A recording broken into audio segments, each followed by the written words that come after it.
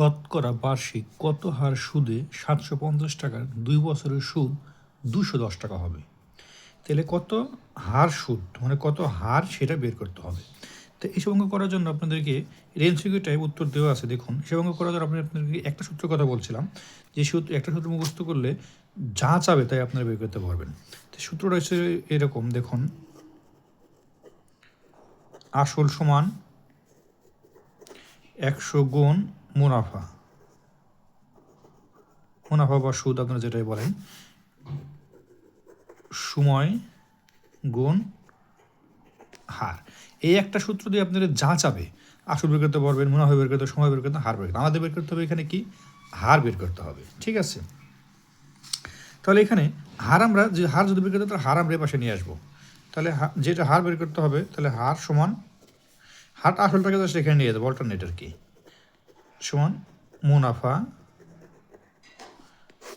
নিচে কি সময় গুণ হচ্ছে, তাহলে হার এখানে চলে আসলে এখানে চলে আসলো।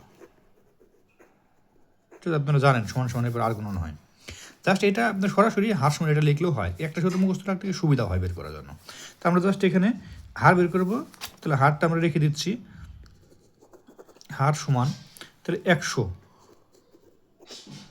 গুণ মুনাফা। মুনাফা কত আছে, মুনাফা বা সুদ একই জিনিস, 210 টাকা মুনাফা, তাহলে এখানে 210 বাই সময় কত আছে, সময় দেওয়া আছে 2 বছর, সময় 2 গুণ আসল কত আছে, আসল আছে 750 টাকা, তাহলে এখানে 750 টাকা।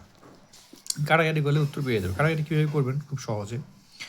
এখন এই 0 0 কেটে যাচ্ছে, 25 দিয়ে কাটলে 3, আর 25 দিয়ে কাটলে এটা 4, তারপর 3 দিয়ে কাটলে এখানে হচ্ছে 7, আবার এখানে 2 দিয়ে কাটলে এখানে 2, 7 দুগুণে 14, তাহলে হার কত, হার সমান 7 দুগুণে 14%, ঠিক আছে? এখানে 14%, কিন্তু এখানে কিন্তু পার্সেন্ট নাই, এখানে কি আছে 0.14, 0.1, 0.15, 0.0, স্বাভাবিকভাবে বোঝা যাচ্ছে 14 হবে, কিন্তু এটা 0.14 কীভাবে হবে, 0.14 কীভাবে বের করবেন, দেখুন। 0.14 বের করবে, 14% মানে কি 14/100, তার মানে কি 14% মানে কি 14/100, ঠিক আছে?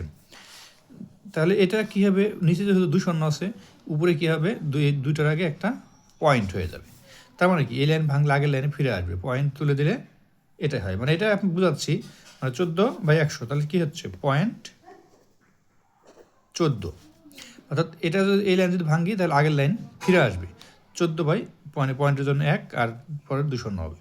আবার এই লাইনের ভাঙলে আগের লাইন ফিরে আসবে, যদি আগের লাইন অঙ্কে ফিরে আসে তার মানে অঙ্ক ঠিক আছে। তাহলে বুঝতে পারলেন এটার উত্তর হচ্ছে ক, 0.14। আশা করি বুঝতে পারছেন। ধন্যবাদ সবাইকে, আল্লাহ হাফেজ।